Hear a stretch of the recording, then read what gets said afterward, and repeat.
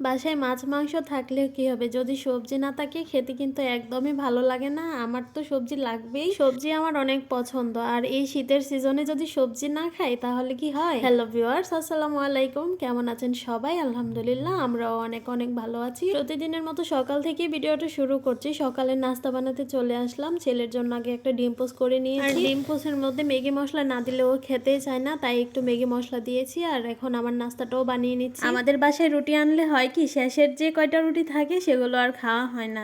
ওই শেষের প্যাকেটের যে রুটিগুলো ছিল ওই দুইটা রুটিও আমি ভেজে নিয়েছি, আর নতুন প্যাকেট থেকে একটা রুটি নিয়েছি। অন্য চুলায় আমি দুধ গরম বসিয়েছিলাম, আর বাসায় অনেকগুলোই কফির প্যাকেট ছিল, তাই ভাবলাম যে কফি খাই আজকে সকালবেলা। এই তো আমার সকালের নাস্তা। সকালবেলা ঘুম থেকে উঠে আগে মাছ ভিজিয়ে রেখেছিলাম, মাছগুলো ভেজানো হয়ে গেছিল, তার ভিতরে আমি লবণ দিয়ে মেখে রেখেছিলাম, এখন শুধু ধুয়ে নিলেই হয়ে যাবে। আর এবার বাবার বাড়ি থেকে আসার সময় আমি এই পাতাগুলো নিয়ে এসেছিলাম। পাতাগুলোকে আপনারা চিনবেন, এগুলোকে বট পাতা বা অশ্বত্থ পাতা বলে। নিয়ে আসছিলাম যে অনেকে তো অনেক কিছু বানাই পাতাগুলো পচিয়ে, আমিও তেমন করে ভিজিয়ে রেখেছিলাম।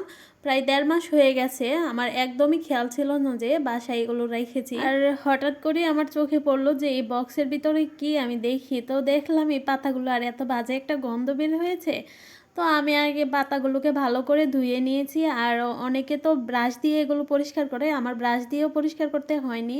খুব সুন্দর করে দেখছি ওইগুলোর শেকড় বের হয়ে গেছে। দেখেন, সবগুলো পাতাই আমি এভাবে পরিষ্কার করে ধুয়ে নিয়ে তারপরে রোদে দিয়ে। আর এখন চলে আসলাম রান্নায়। আগে মাছগুলোকে খুব ভালো করে ভেজে নেব। বাসায় তেমন কোনো সবজি নেই, আমি এই যে সবজি আনি অল্প অল্প করে রেখে দিই, যে মাঝে মাঝে ভর্তা খাওয়া যায়।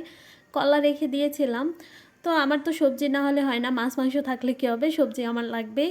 তো আমি কলাগুলো কেটে সেদ্ধ বসিয়ে দিয়েছি আমি গ্যাসের চুলায়। আর এদিকে মাছটাও হয়ে গেছে, মাছটা উঠিয়ে আমি এখন তরকারিটা বসিয়ে দিব। তেলাপিয়া মাছ রান্না করব মূলা দিয়ে। তো একটা মূলাই ছিল বাসায়, একটা মূলা রেখেছিলাম আমি সালাদ খাওয়ার জন্য। মাঝে মাঝে কিন্তু গরম ভাতের সাথে মূলার সালাদ খেতে অনেক ভালো লাগে। আপনারা কখনো খেয়েছেন কি মূলার সালাদ? জানাবেন অবশ্যই কমেন্ট করে। আর এই তো আমার তরকারিটা ভালো করে কষানো হয়ে গেছে, মাছগুলো দিয়ে আমি ঢাকনা দিয়ে ঢেকে রাখবো। আর ওইদিকে আমি ভর্তাটাও রেডি করব। কলা সেদ্ধ হয়ে গেছে, আর ওই চুলায় আমি পেঁয়াজ শুকনা মরিচ ভেজে নিয়েছিলাম।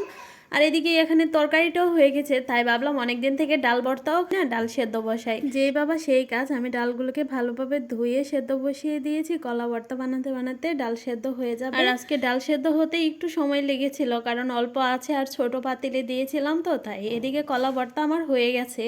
আর আজকে কলা ভর্তাটা অনেক মজা হয়েছিল। আর এখন আমি ডাল ভর্তাটাও বানিয়ে নিচ্ছি। যে কোনো তরকারির চেয়ে ভর্তার স্বাদ কিন্তু অন্যরকমের লাগে। আর আপনাদের ভাইয়া তো ভর্তা দিয়েই আজকে ভাত খেয়েছে, যে ভর্তা নাকি আজকে অনেক মজা হয়েছে। আর এই তো সন্ধ্যাবেলায় কিছু সবজি নিয়ে আসছে, সবজিগুলোকে আগে ফ্রিজে রাখবো, তারপর ধনিয়া পাতা কাঁচামরিচ এগুলো একটু পরিষ্কার করে বক্সে ভরে তারপরে আমি ফ্রিজে রাখবো। আর এভাবে যদি ধনিয়া পাতা কাঁচামরিচ একটু পরিষ্কার করে বক্সে ভরে রাখি, অনেকদিন পর্যন্ত টাটকা থাকে আর কি, নষ্ট হয় না। আজকের ভিডিওটি এ পর্যন্তই। ভালো লাগলে পাশে থাকবেন। আল্লাহ হাফেজ।